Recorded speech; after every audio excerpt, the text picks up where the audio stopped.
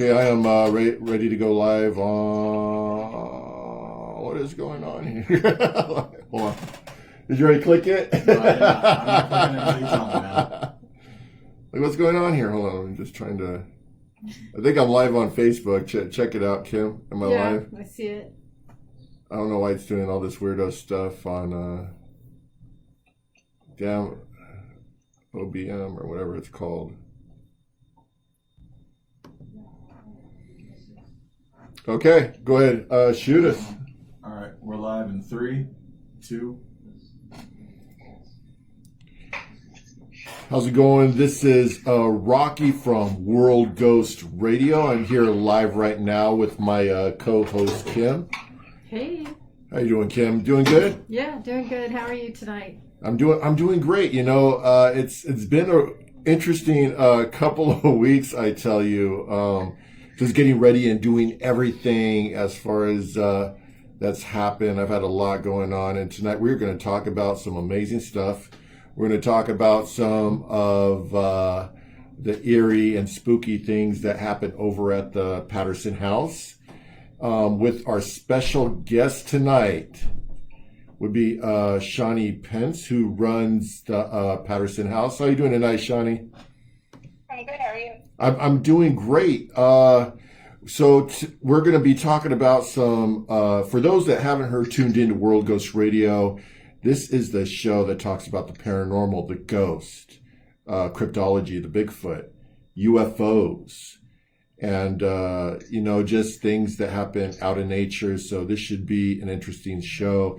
We've had the chance to go to the Patterson House. We haven't put the video up yet, but yet 2 of the videos have been out, one of which by the famous Steve Huff, and of course, my proteges down from NorCal, the Chill Seekers.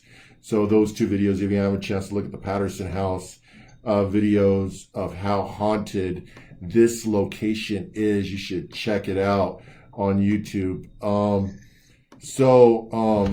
Before there was us,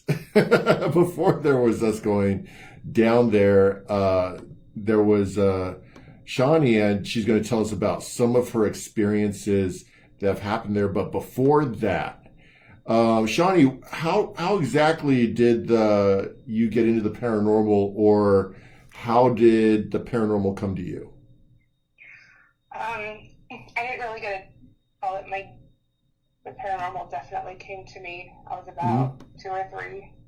I freaked my mom out pretty well. I would tell her before the phone would ring. I'd talk to people that went there and that sort of thing. And she shipped me off to my great-grandmother's house, who luckily was a garden witch and a kitchen witch. And she kind of helped me develop it and learn to keep safe and that sort of thing. And you just kind of hit a point in that where you're constantly being bombarded by spirits that you have to learn about how to help them and what to do and how to deal with it and all of those sorts of things. So that's how that happened. Mm-hmm.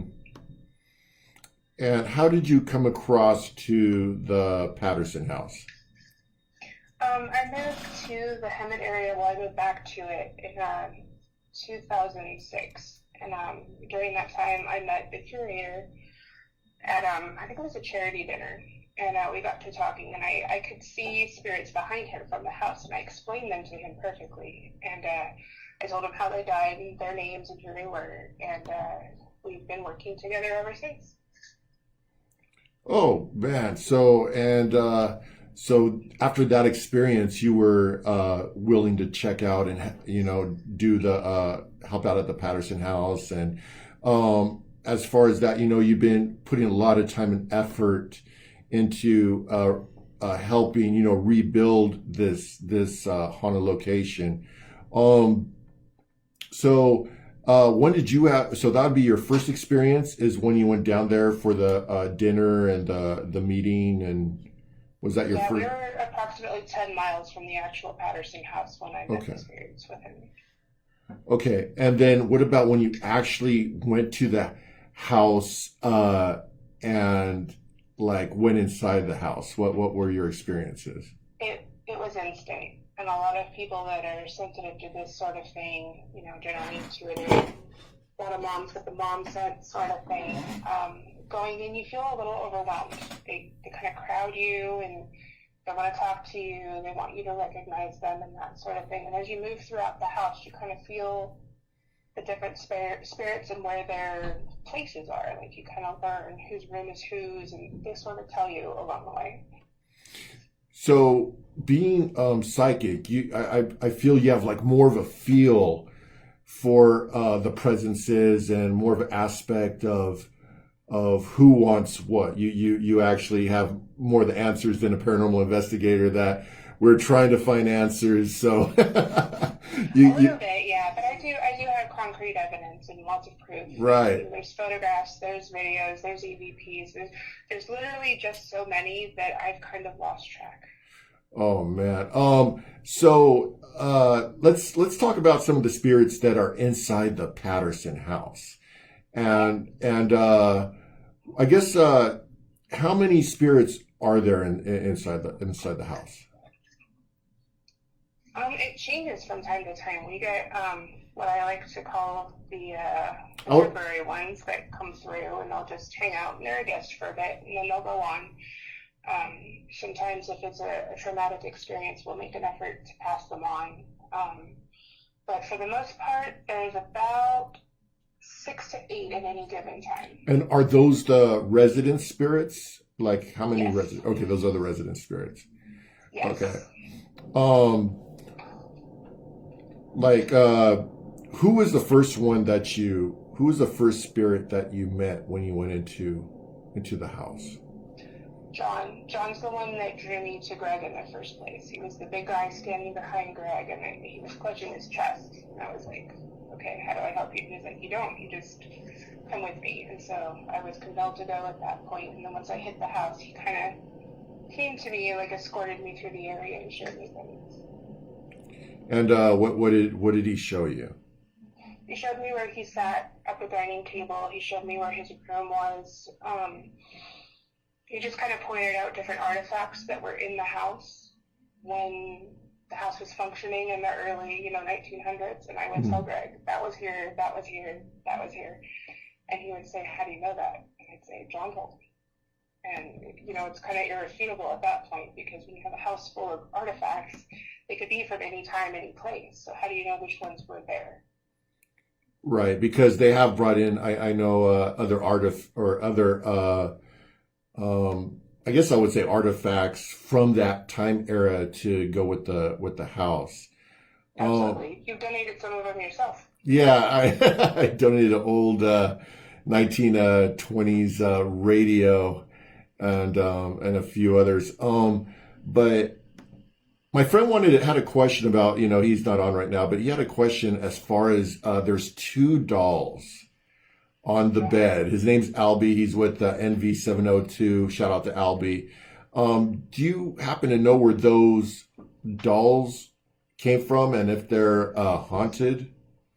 As far as I know, they came from, one came from an estate sale, and one of them came out of the house collection. I can definitely get facts and figures on that for you at a later date. But I try to avoid that topic because I hate those dolls. I many times I take those dolls and I put them in the closet facing the wall. I just don't like them. I've had them move places on me. I've had a creepy feeling behind me, and I turn around and it's just the stupid dolls there. I hate them. Kim got a question for you. Hi, Shanni. It's Kim. Hey. Hey, I have a question about the dolls. Do you think it's the dolls, or do you think it's like spirits messing with and manipulating the dolls? I think it's spirits that had an emotional attachment to the dolls. I don't believe in haunted places per se. I believe in haunted items and haunted people. So if someone was very attached to a doll and they got separated from it quickly through death, or however it happens, I feel like if it was something that they really, really loved, it's something they're going to revisit. And okay, so you met John at the house. He's the one, and of course John is a spirit, and but he was a resident of the house at that time. And I know I felt like this when I was over at the house. When I go upstairs into in the back room across from where that spindle is. I always feel like this energy that just does not want me there. Okay, so as much as I would love to continue to eternally avoid the subject, the spirit that I believe resides in there, and many, many other people with evidence agree with me, it is Maria, the wife of John. It's her brother. And his name was Jacob Bechtold. And I don't encourage you to actually say his name when you're in there because, you know, kind of like gives him power, gives him, you know, don't confirm him, ignore him. So, yeah, he doesn't like tall men in particular.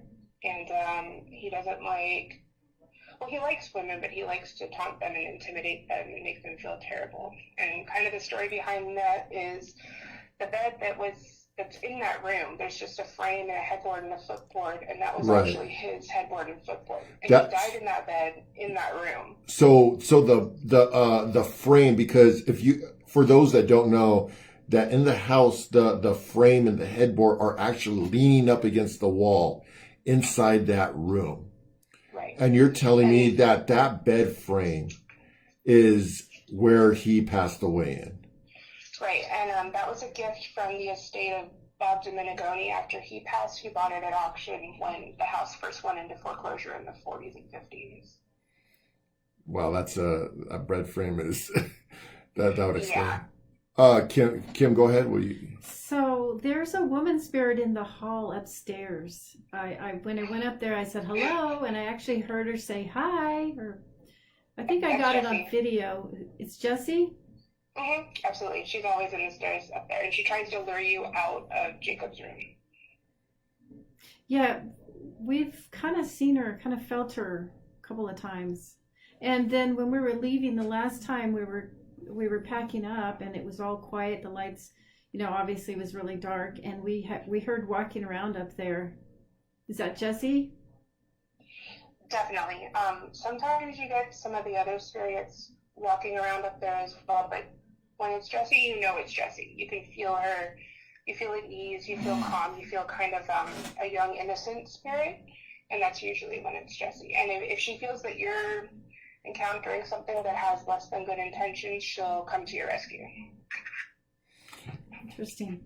I remember, what's the scariest thing that has happened to you inside the Patterson house?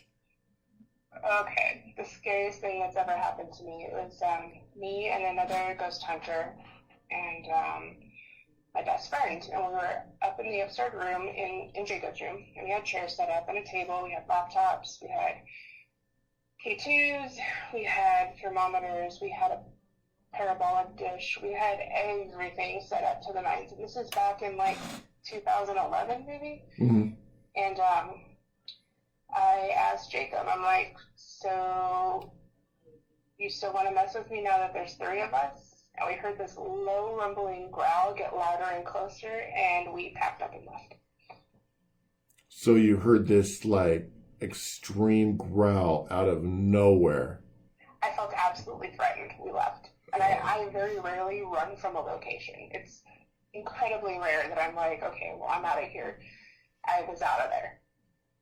And that was in, you said, Jacob's room, right? Yeah, yes. And since that day, I have spent many, many times sleeping in that room, sitting in that room, doing things in there just to be like, you know, you're dead.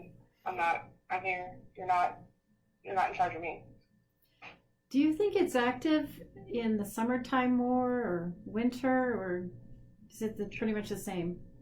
I don't believe that there's a time of year or temperature difference. I think it has to do with the group that comes in. If a group comes in well-intended and they're there for the right reasons and they're respectful, I think they do well. But if someone's going there with an expectation or, you know, kind of putting them on the spot, I think they tend to shy away. And I've noticed, too, that the lower tech you go, like the more simple your technology is, like if you're not surrounding the room with EMF and all kinds of devices, if you just have like one device going, they tend to respond better. That is funny you should mention that, because I remember when we were in the room with Steve and the Chill Seekers, we felt that we weren't getting evidence, and then we ended up leaving Steve Huff, of course, alone in the house, and he captured some amazing ITC. Which, for those that don't know what ITC is, it is they use this spirit box to communicate with ghosts, and he ended up capturing some evidence as far as speaking what he believes was the owner of the house. So, and it was just him in there. So that was amazing. What do you think is? I remember we were actually on the bottom floor of the house, the first floor, and we heard this. I want to say like something bouncing from the second floor. Can you please explain that to us, please? I can try to explain that. That one is a residual effect. It's from when Jesse and I believe Clarence were younger. Mm-hmm. And they would play in the house, and especially when it was cold, they couldn't go outside, and his mom was busy. I mean, there were 6 kids. Like, how do you keep an eye on all of them? So every time that we've engaged Clarence or Jesse or the two of them together, we get the ball bouncing upstairs. And it sounds like it's coming down the stairs, but it never quite hits the bottom. It hits maybe midway through the bottom set of steps, and it never comes all the way down. That's what we've noticed. Man, yeah, that is amazing. You'll just hear it and it's not like some little, it's a distinct sound to where it's just like doom, doom, doom, doom, like from the second, there's like no one upstairs. And it trips me out, just like, well, where's this coming from? And right. you go into the house, you cannot explain this. So that's a pretty intense moment when you hear that. What do you think is the best evidence captured from the Patterson house? There's 2 that come to mind, and unfortunately I was present for both of them. But there's one where an investigator from a group that I used to be a part of that just disbanded because people moved and we weren't into the hobby anymore. There's a picture of the front window of the museum itself, not the house, and you can clearly see a man, a woman, and 2 children standing in it. And we've had it analyzed by many, many people. I've sent it over to Sid Schultz. Dennis has looked at it. I've sent it to all kinds of people, and everyone's like, I can't explain that. So I can get that uploaded to you okay. when you're ready. And we have it done in contrast as well. So yeah, I'll shoot it on. I'll put it with the video whenever we do the video for when we throw it on YouTube, so people get a glimpse of that picture. What was the other piece of evidence that you found? The second one is, so we have, this is kind of a 2-parter. There is a ghost I just call him the goofy guy, and he's like more of a shadow figure that kind of roams the property. He goes in, he goes out, he kind of does what he wants. And one day there were a few people in our group, there were 6 of us, that wanted to take a smoke break, and some of us didn't. So 2 of us left the property, and 2 people left a little bit later and walked out front. And the other investigator, Lori, and I were sitting on the floor in the parlor, and we had stationary cameras. And you can clearly see the group leader, Eric, and his guest at the time walk by a window, the front window outside. And then you see this figure behind it, a little bit shorter, a lot leaner, kind of funnily making fun of the way they're walking right behind them. Oh, okay. Like he was literally mocking them. It was hilarious. Wow. Man, that's insane. And it's the one that I have too, there's no evidence of it. It just, it was an experience, but it's pretty good too. We have the guy that we call the groundskeeper. He walks the perimeter. Greg? With, a lantern. Oh. No, I know who you're talking about. Yeah, the groundskeeper. That's right. Go ahead with the story. So, my teammate Lori Shanni, whose last name at this point will definitely remain anonymous, Right. was popping a squat back in the days before we had a porta potty, and we were along the fence line facing Patterson Avenue, like kind of behind the drinking fountain where the well was. And she was squatting, and then she kind of stood up, and she looked at me, and I was frozen. And then she looked at where I was looking, and she was frozen. And this probably 6'3" tall man that kind of looks like, we describe him as the Gorton's fish guy. You know, like, he had that kind of a hat on, but he was wearing gray, and you could tell enough in his visage that it was tweed. And I was like, hey, and he didn't react. And then I moved 2 steps to my left, and he kept walking his perimeter. Like, he just passed right by me, like he didn't care that I was there, and we both just looked at each other like, what just happened? Man. Hey. That's funny. Kim got the question. I do have another question. That buggy outside in the front, where did that come from? The one that's made out of wrought iron. Yeah. Yeah, that one was a gift. It's a piece of art from someone in the community. And then we have a question from one of the viewers. Tracy wants to know what you think about this. Do you think a picture of a person holds their energy and could be a way for their relatives to summon their spirit? I think it's possible. There's a lot of things that I can get from looking at a picture. It just kind of depends on the individual reading the picture and the individual in the picture. You know, everything at the end of the day is energy, give and receive. And if picture is giving and someone's open to receiving, of course you can read off of it.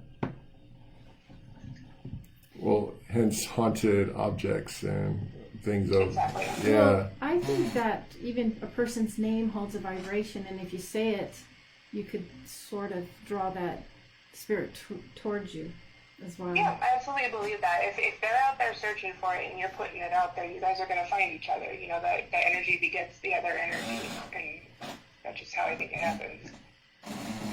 Yeah, definitely. If there's any other questions, go ahead and share. Right now we are live. You know, I was thinking about shutting off the stream, but if I shut it off, like I was trying to like switch it out, like right here, and like it's frozen. Yeah, it's frozen. Even when I go back, I think it has to do with the camera, and then I go back to you and it's frozen.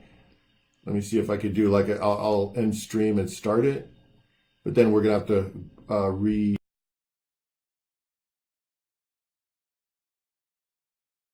So the times that I've seen it, it was actually the dog, but I'm not going to discredit the accounts of other people either, because I wasn't there. I don't know what they saw or what they think they saw.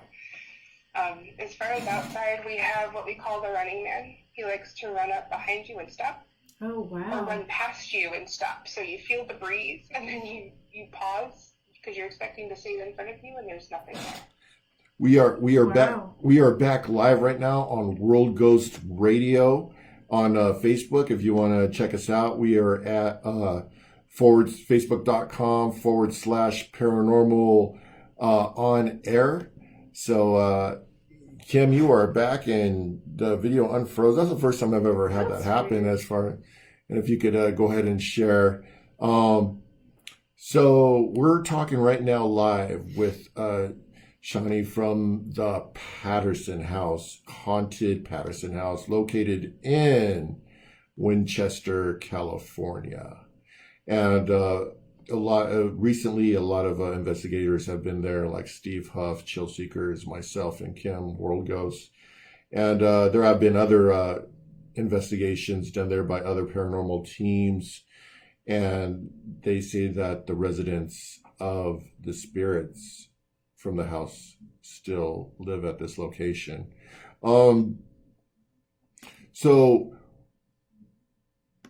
what has anyone else like had like have you ever had like people like anyone like run from the house, like scared out of their minds? Or Anything like we're good, you know? And just like, actually, so I was in the middle of my divorce with my ex-husband, and Mhm. I was moving out of my house, and he was moving out of my house the same day, Mhm. and so nice little Mormon missionaries came by, and they asked him if he needed any help, and he was like, no, but the crazy lady inside might. So I invited them in. We had water. We hung out. We talked. And they were like, is there anything you need help with? Because, as missionaries, they have to, do service and stuff.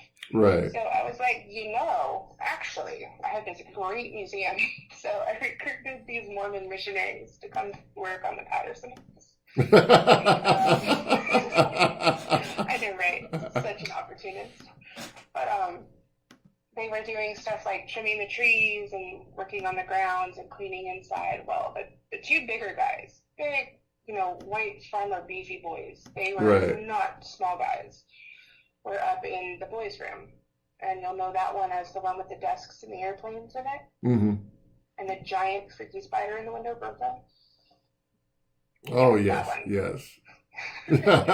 So they were in there, and I was outside. I think I was charging a weed whacker, and then they came running. I heard it like a herd of elephants down the stairs, out the door, and they ran all the way to the fence, and they didn't stop. And I was like, oh, I wonder what that's about. So I thought, maybe a rat. Is there a snake up there? So I go and I talk to them, and they are whiter than white. I mean, they are like the whitest things I've ever seen in my life. And I was like, what happened? And they were like, we were in there and we were cleaning, and we weren't even moving. We were just dusting and cleaning the windows, and the cradle started rocking. Oh. And they were out of there. And you gotta understand, in their religion, they don't believe in that. Yeah.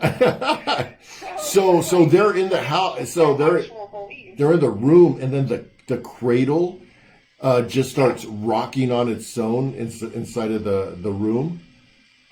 Yes, and the thing is there's places in that floor that as you've seen, have been replaced, and so I spend a lot of time jumping around on different floorboards and finding the perfect placement so that anywhere you step isn't causing that to rock. Right. And then I launched a full-on investigation after they ran out of there that day, and so I have it situated just so that stepping around it and walking doesn't make it rock, but that thing has a mind of its own. What's going on with the rocking chair? Which one? The one in the piano room. Okay, so that chair also has a mind of its own. So the first experience that I ever had with that one is I got together a group of friends and investigators, and we were in there setting up, and the investigator who, I'm not friends with them anymore, so I'm not going to use their name, but she comes very prepared for everything. So she has this giant backpack that probably weighs more than she does. And she sets it in the chair in the corner, and that rocker is weighted backwards. Yeah, right? yeah, it's angled back. So she set it so that the back of the backpack was on the back rest of the chair. And this thing is probably, I kid you not, 50, 60 pounds. I mean, it is like, you would take on the wilderness in this backpack. And so after that, we kind of started setting up and doing things, and me and her, and then my best friend was with me, and we all had our backs turned. We're setting up the table with the equipment, and we hear a whoosh and feel the thud. Mm-hmm. That backpack flew probably 4 feet. Oh, wow. Out of that chair into the center of the parlor, and it was rocking like crazy. And there's no way, with the way that's weighted, physics does not allow for how that backpack came out of that chair, especially that far. And you said it flew across the room? A good 4 feet. I kid you not. We actually measured. Wow. Man, that's. And why do you think that backpack was thrown across the room? Apparently, that chair is supposed to be for guests. Mm-hmm. Oh. I'm not exactly a guest these days. I think that's what happened there. But there's another situation actually that the people who reported her were police officers. There was a time where there was an alarm going off at the museum in the house, and everyone, showed up. The police showed up, code enforcement, the curator was there, everyone was there, and the police were like, okay, well, stay out here, we're going to go check into the house. So they walk into the house, and it's two officers, and they turn straight right into the parlor, and the rocking chair is rocking by itself. Oh, so man. They went back out, and two different guys came in. I know there's another particular chair that resides in the dining room. I would want to say for the head of the household. Oh, John's chair? Yeah. Yeah. And what experiences have happened in that chair? Because I know that chair is for specifically him. Okay, so I've had probably my most experiences while sitting in that chair. I had to earn my way into being able to sit there without things flying at me. And I think probably the standout experience for me is after my dad died. I came home, and so I had to catch up on stuff at the museum. It's September, we're getting ready to open up after Labor Day and all that. And I was sitting there, and I was making notes, and I was, taking inventory of what needed to be done, and what I'd already done, and what can I delegate, what do I have to do myself. And I just felt this sadness. And I was thinking, okay, maybe it's my dad, because he hadn't visited. He's only visited once since. And so, but okay, maybe it's my dad. And I kind of just closed my eyes and tuned into it, and it wasn't my dad, it was John. And he came up behind me, and he put his hands on my shoulders, and kind of let me know that I was family, and that he was there for me, and I wasn't dadless per se. Don't make me cry right now. But it was really an emotional connection. He was really just super sorry for me, and just kind of let me know that this was still home, and anything I needed, I could go there, and that I was safe. And it was overwhelming but awesome. Yeah, man, that's wow. As far as the museum, I know that the museum that is next to the house is haunted. I know you said that there was a picture, right? As far as the museum, what do you know any other evidence that was captured as well at that museum part of the house? Yeah, quite a bit. Some of it's mine, some of it has been with tour groups that have come through. I could probably get a hold of some of it. We seem to have really good luck with oviluses over there. The ovulus. And for those that don't know what an ovulus is, it's a device that spits out words that are reciprocated from energy in the vicinity. You may get some amazing responses. We have used it on, for example, the Queen Mary. I remember we were asking questions. We're like, what time should we come back? And then the ovulus says 6. So that's how this device works. So go ahead. You said that they had an ovulus. Yeah, and we were asking questions. The name is kind of escaping me right now because I did a lot of brushing up before this interview. He was a lieutenant, and he was in the Navy. And is his pictures is he the one that's on the back wall? Yes. Okay. Yes, that's him. And he was lost at sea. He was a casualty. They literally bombed their own ship just to get rid of the enemy too. Mm. And then he was awarded a posthumous Purple Heart, and it was awarded to his mother. And he was a resident of the Winchester community, so his mother dedicated his Purple Heart, his letter from the president, and a picture and his uniform to the Patterson House Museum. So sitting in the chair, we've changed it now after many strange things happened, but we won't go into that. His jacket used to sit over the back of a chair, and you could go and sit in the chair. And apparently he didn't like that. We don't do that anymore. So I guess that would be the next question. I got a question from Tracy, and Tracy asks, do you think spirits can sometimes be territorial? Oh, absolutely. Against people, against other spirits, against energy. One of the things we have going on in the Patterson House, which I like to exploit when things are quiet, is John and the oldest daughter, Tilla, who ended up inheriting the house after mom and dad died. They fight over the master bedroom. So if you can get those two going against each other, you get all kinds of fun activities. And it seems to be that the sewing machine is a little bit like stay away or being protected or a little The sewing machine itself and the sewing machine table that it's on actually belonged to Tilla. And yes, she was a very private person in life. She's a very private person in death, and very territorial. I mean, she's like 4 foot 2 or 3, nothing, teeny little thing, but I wouldn't have messed with her. And where do you think like, are these spirits always at the house, or do these spirits actually travel out sometimes, or what's your perception on that? I absolutely believe that they travel. They're pretty secure in what they have going on in their people. I have this fun little theory that everyone that comes to the Patterson House gets a spirit. Like each person that comes, like, identifies with one of the spirits there.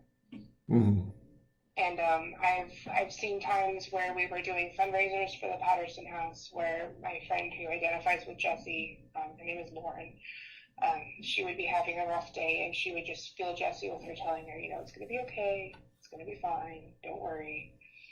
And Jessie does that with Greg as well. And John's my spirit, so there's times where I've had bad days and I felt John with me. So I'm sure they can leave. And like I said, the first time I met Greg was 10 miles from the museum itself, and I was able to see John behind him. Wow. So you can actually see them? Sometimes. I prefer not to, but sometimes I don't really get a chance. Do they ever follow you, like home? Yes. Or? If I allow it, usually I'm pretty good about, hey, this is my space. And I try to keep them where they came from, because if they have something that they need to do there, that's when I need to be to do it. I'm not a free resource for dealing with spiritual psychology. I'm good. Have you ever had any like teams that came for like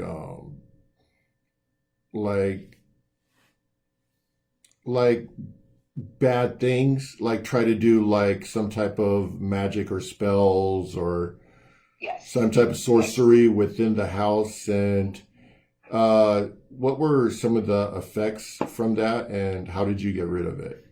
I think the worst thing that's ever happened is we had a team that's kind of local to the Hemet area. They've had some regime changes over the years, and they're absolutely welcome there now, but at the time they were not, after what happened. And they would instigate, and they would try to get Jacob to be harmful and kind of irritate him on purpose, and they just try to anger them for evidence, and we're super not into that.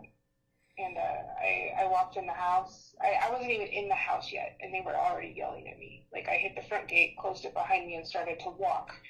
I hit the eucalyptus trees. Oh, wow. And they were already yelling. And I was like, I'm sorry, I'll fix it, I'm sorry. Wow. So I went in, did the sage and candle thing, and I just kind of talked to them, and I apologized. And they did not come back forward for anybody for 9 months. Oh, 9 months. They just stayed quiet. I had 9 months of tours where they would do nothing. Oh, so they don't even want to like So participate. I went in and I cleaned really well. I brought a team. We brought fresh flowers in, cleaned the windows, cleaned the property a little bit, talked to them, brought food in, just like, we're really sorry. We didn't know. It wasn't our fault. We'll make sure that doesn't happen again, which is why I screen groups. If you don't come recommended, you get a tour guide. You don't get to investigate alone. So that's the reason for that rule. We got a question over here. It says from Tracy again. Thank you, Tracy. He asks, do any of you think that a bitter or angry spirit devotes their energies to try and harm the living? I kind of subscribe to the idea that if you were a jerk in real life, you're going to be a jerk in death. Like, if you were an angry person, you're going to be an angry spirit. Or if you were done wrong, you might be angry. I absolutely believe that they can devote their energy to that, because what control do they have anymore? What can they do besides that, Mm-hmm. And I feel like they're able to kind of psychically read us the way we're able to psychically read them. And they know, especially for like the Catholics and the more religious people that do investigating, that we're afraid of the D word, right? Nobody wants to get possessed.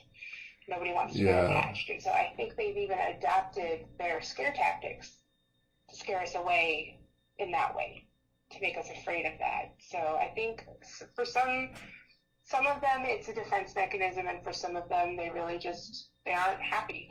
Never were, and if they can help it, you're not happy either. I think that's right. And I also think that, for instance, say if someone got murdered and they're hanging around to get revenge, I think they might use us or people that have a certain resonance or anger or angry, pissed off, use them to enact things upon the living. I think they can attach to the living that have that same resonance, and then use the living to go after people. And I also think that they can jump from person to person and do their deeds through the living. I absolutely believe that too. And believe me, if someone murdered me, somebody would be calling them on it. Like Ghost? Yeah. I got a list of people I'm going to hunt. You kidding me? Oh man, right now we are talking with Shanni from the Patterson House. She's had some experiences, and we are on Facebook Live right now. You could find us on Paranormal on Air. If you go there right now, we are on live video. If you have any questions, you could shoot us a comment in the comment box, and we are always checking it out right now. Also, want to say we have a new sponsor, Shadow Mafia Paranormal. Go check them out. You could click on Paranormal on Air, look for the Shadow Mafia. It's right there in the front, and you could check out their YouTube videos. So as far as this, how can people help out? Because I know that the Patterson House is always looking for help, volunteers, even financially. Where can they go to sign up to help out or make a donation at? The best place to do is through our Facebook page. We're not set up to take donations just yet, but I have a PayPal in progress for that. Mm-hmm. But as far as volunteering, we're always open to volunteers, whether you want to clean up the property, you have web skills, you want to work inside the house, you want to do restorative things, you want to help with the archives. There's never a shortage of work. And we usually compensate with free tours for you and, a certain number of friends, depending on the amount of work. So it ends up being profitable on your end too. So let me see if I can get you a link real quick. And while she's looking for the link, we're going to talk about some paradrama right now. Woohoo! So my take on this whole thing, I've seen, I don't know why, but I've seen a lot of people posting about like, it's always like who's doing something right, who's doing something wrong, who's not doing anything. And, what's your take on it, Kim? I've only been pretty much ghost hunting for, I'll say 4-5 years, but I mean, I've always had experiences with ghosts. It's nothing new, and everybody has their different experiences. Some person might see one, some person might see the same thing or see it different. So we all have our own experience, but there's a lot of people bickering about, just like you said, people not doing it right, or they don't know what they're doing, or putting them down, or mad or angry and all this stuff. And it kind of takes away a little bit of the fun, because I think that I like investigating with other people and meeting new people, Mm-hmm. and joining together with teams and getting together. That to me is fun. But it makes it hard when there's a lot of that paradrama going. I don't know if you want to call it paradrama, but there's just a lot of fighting and bickering. How do we stop that? How do we stop that? Will there be a stop to that is the question. I have no idea. Ever since I've been doing what I've been doing, like for the last 5-6 years, I've seen changes to where it seems to be getting worse. And it's like, back in the day, from the stories I was told, they would have like Yahoo groups, and it was like a taboo thing. And if you're pretty much like, if you're in the paranormal, you were called crazy, and this wasn't looked at as it is now. In today's society, this was looked at as just like something different. And they would actually have little Yahoo groups that they would go in trying to figure out and invent things and devices, and as far as like spirit communication and different types of ways to do that. Now it seems like, since it's been through, since more evident that it's like, all right, everyone's backing away from helping each other, and then they just seem to like hurt each other more, and dictating what's right. And it sucks, because since we've grown, you would think it would be a lot stronger, but unfortunately I think that it's fallen apart. So that's my personal view on it. Will it get better? I don't think anytime soon, but it's just it's just what it is. I think right now it's just to each man his own type thing, and just figure from there. So, what do you think, Shanni? Yeah, Shanni, what do you think? So I have some pretty decent thoughts on this. I have been the victim of paradrama. I have accidentally, unintentionally contributed to paradrama. I mean, anytime you get a group of people together, especially with differing opinions where there's no concrete, solid, scientific, this is how it is, and this is how it isn't, you're going to have arguing. But I think the important thing to realize is that there's really 3 groups of people in the paranormal.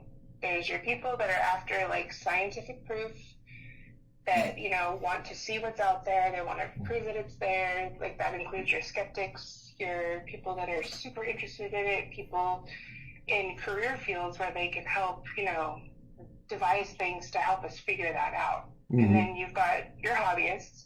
They're just curious. They want to see. They've watched a lot of ghost hunters. They think there's F. Bagans now, and so they're going to go and they're going to yell at ghosts. So not all hobbyists are like that, but many of them are untrained and uninterested in getting trained. But they may have clout in another field or another circle, so they bring that clout with them. And we see it with actors all the time. Actors are suddenly ghost hunters because they're semi-B-list famous, and then they go in and they probably make a location worse. And then finally, you have the people that are in it for profit. And these are people that have, already been through being hobbyists. They've already been, small residential teams. They've already done all these things, and now their goal is to create equipment that helps us gather that evidence. And Mhm. none of us in the hobby or, people who want to investigate for the scientific reasons, we're not in a position to judge the people making these things. Like, if you buy something from someone or someone else did, it works or it doesn't. You believe in it or you don't. Right. It's that simple. And I think the sooner that we start to accept that all three of those sects of paranormal investigation are acceptable, they're all viable. These are all ways to get along. Like, there are no hobbyists without people inventing equipment. There are no residential investigations helping families and, saving people from attachments without people coming up with new and better ways to, get a handle on it and prove that it's there and gather evidence to present. You know what I mean? Like, and I don't think there's anything wrong with people that want to make money off of it, but the people that aren't doing it for that aren't in a position to judge the people that are.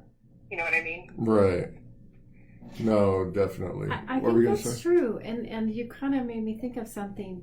So there's in what I've seen is there's kind of the scientific approach, like you said, and then there's like a psychic approach, and I think both want validation. And if we can get along, that'd be great.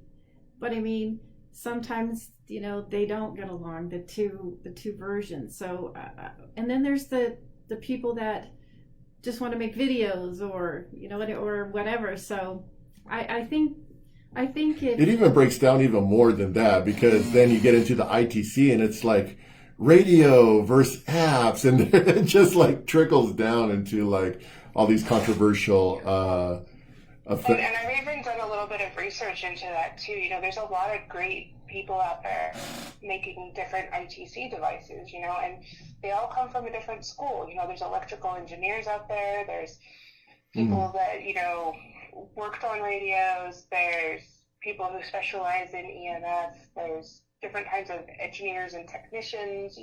Everyone's coming from a different school of thought. And Right. point blank, like, if you don't understand it, it's not a reason to downplay someone else's evidence or their product, Yeah, I would say less than hating on the other person. And if you put as much time and effort into discovering or putting that work into it, you probably have a better chance of getting evidence. So. Right. there's I've also been the in aspect this of the field reality for, like, show. I There's want the to say it's 15 years now, and Yeah. honestly, the fakes get exposed. You don't have Yeah. to work at that. The work speaks for itself. They're gonna get exposed. It's always been that way. It always will be. I think it was Gandhi that said, though they may seem like a tyrant and they're getting away with it for a time, just wait. Right. Just wait. So there's the aspect of the reality show. I guess everyone aspires for one, but if you do, you're a retard for wanting to be on a reality show. What? Nothing. All right. I guess that'll wrap that up today.